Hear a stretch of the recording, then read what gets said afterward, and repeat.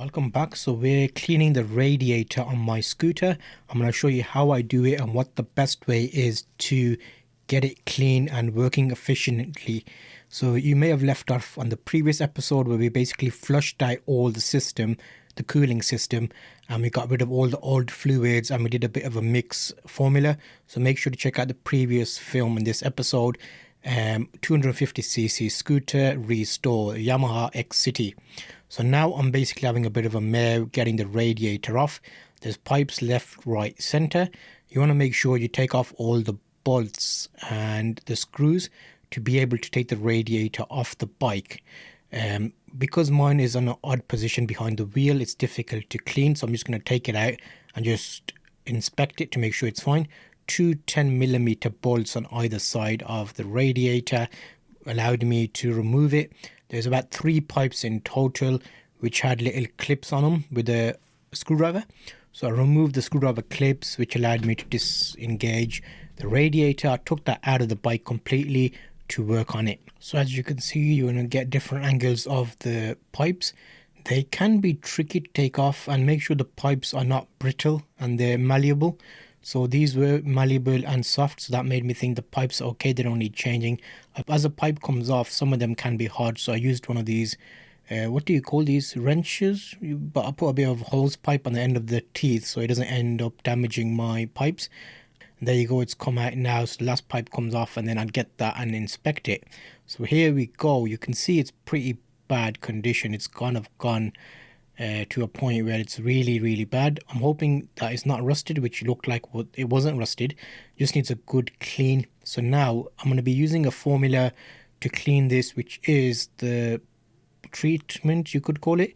I'm taking the fan off the back because that is an electrical element, so we need to get rid of that. 3 little screws, and we get that off, and as soon as that comes off, we can start working on the radiator. It's quite a small radiator if you think about it compared to cars. And there's loads of fins inside the radiator. So from one side to the other, obviously there's pipes coming across, but in between those there are fins which allow it to cool down. One of the bolts was a bit rusty, so I had to use a bit of a persuasion. I moved all of the screws off and then turned the fan to try and loosen that screw, which you'll see in the clip. And as I moved it around, it kind of loosened it, and then I was able to take that last screw out. There's little rubber bobbins holding it in place, so it's not directly contacting the radiator as it gets warm. And that was removed, and then I started the cleaning process whereby I started making the solution. So the solution is something that will kind of work its magic in the fins and the gaps. I put a bit of water on it, got it cleaned. And the radiator looked okay in terms of the overall condition of it. It's just really dirty. So all of those need to be unclogged to make it more efficient. So we're going to get the tub. We're going to start working on this system now. So I've put it in this little plastic tub. That's warm water. I'm just putting that on there to let it soak in and see how much of it passes through. It did do quite well in passing through. However, we need to get rid of some of these funny little elements which are clogging it up. So warm water. And clean that little bowl out. Bicarbonate of soda, also known as soda crystals. We're using that with some vinegar. You'll see how it reacts. It kind of froths up and makes a bit of a hissing noise.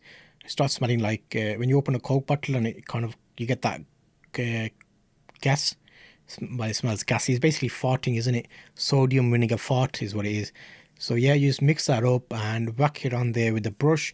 Try and get a soft bristle brush. I went through a few different brushes because I think I needed to get further into the little rivets, but it's basically cleaning the system. And as you know, we're doing this restore type of video on this 250cc scooter. It's a Yamaha X City 250cc, and it's a decent bike, to be honest. It's nice, it gets you around traffic. And when it was in its heyday about 6 years ago, when I was actually riding it, probably longer than that, it was okay. It's an improvement. I had the original Yamaha Cygnus that I used to ride, which is a 125cc scooter, and it's very convenient, easy, and it works for commuting. In between, after that, I had the R6, and that was a great bike. I took it to TT 2016. You can see the video on the channel. So it was okay, but I think for practicality, a scooter is a lot easier. So I sold the R6 and I had another scooter, and then I traded in that scooter for this scooter. I had another Cygnus 125 because the first one got stolen. And this is my new, not new, but second hand, obviously, 2009 plate. It's been in the garage for a good number of years where I've not rid it because I've had the car. And now I'm getting it back on the road as an alternative. I don't know if I'm going to end up riding it or not. I might end up just keeping it, but I think it's a fun project with the lockdown and stuff to be able to work on it now and clean it up and get it restored. Because a lot of people restore the CB 550s and the Kawasaki's, and why not restore a scooter? So I'm basically working my way around this now. You can see I'm just cleaning it up to a point where it's getting rid of all the dirt, and we'll come back and I'll show you before and after and how I'm doing this, and then we attach it back to the bike. But it's pretty much self-explanatory what I'm doing there. I'm just cleaning it up, really, using that fluid and using multiple mixes and pouring it on. And I also put it inside the radiator and shook it about to get rid of anything inside there to free up all the gaps. Right now, under the radiator, the little frame section, which is metal, is rusty in certain spots. I've hit it with a screwdriver and it makes a solid noise, so it's not rusted all the way through. It's just surface rust. So the main thing you want to do is get rid of the crusty bits with, you saw a wire brush I used. I got rid of the big suctions of paint that were coming off, flaking off. Then I washed it off with a brush and I'm just repainting it. So you'll see as I washed it and cleaned it, there wasn't a lot of rust there. There are a few more spots which I'm going to do as I go along the project. But it turned out quite well. I'm using black paint, which is ideal for metal, and it is actually corrosive resistant, so that shouldn't come back. So I'm just patching up the little sections, and that will get rid of the surface rust from the frame. I've already done the cooling system on this. I'm going to put the radiator back. I did a separate video about how to clean up the radiator, but rust tends to be easily fixable if you get it early on. You could even spray it with WD-40 and wipe it off that way, depending on how crusty it was. But because mine was quite crusty, I used a wire brush and got rid of all the big bits. And you'll see it takes a lick of paint on there, and I did paint myself purposely, not spray, because I find that paint makes a nice firm layer, whereas with spray I would have had to put a few thin layers on there. And I find that the paint, especially on frames, actually creates a nice waterproof layer, and a thicker layer, as opposed to the spray, which needs a few coats and it gets messy as well. The brush you can apply to the sections that you want it applied to.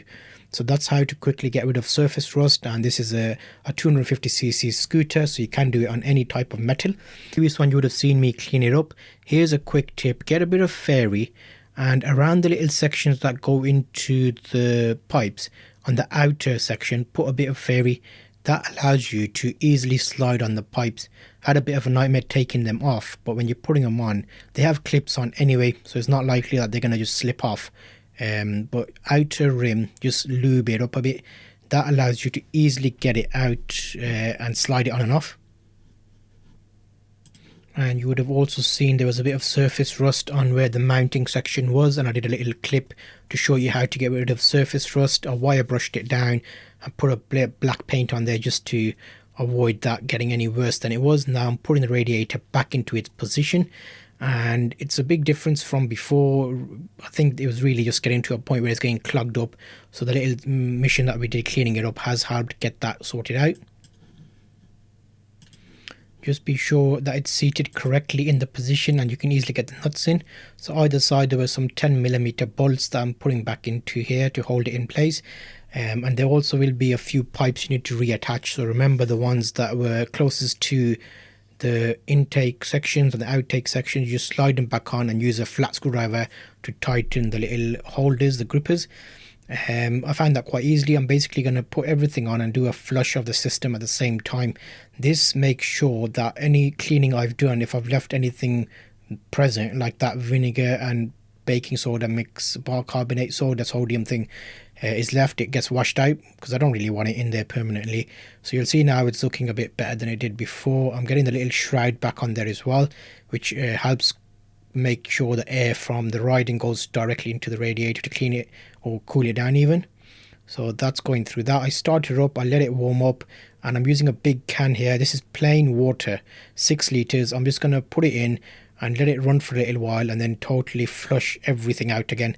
I'm going to deattach one of the outtake pipes and let all the water filter through and then come out.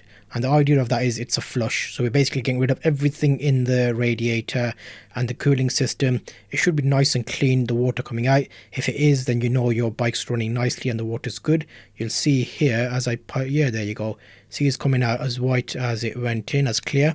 So that's a good thing. I let it come out and I kept topping it up and letting it basically just drip out the bottom.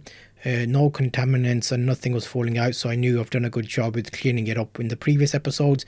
So I'll now take you on to the section where we basically put the pipes back on and work on getting our fluid in there. So it's a coolant mixture we're going to get in there.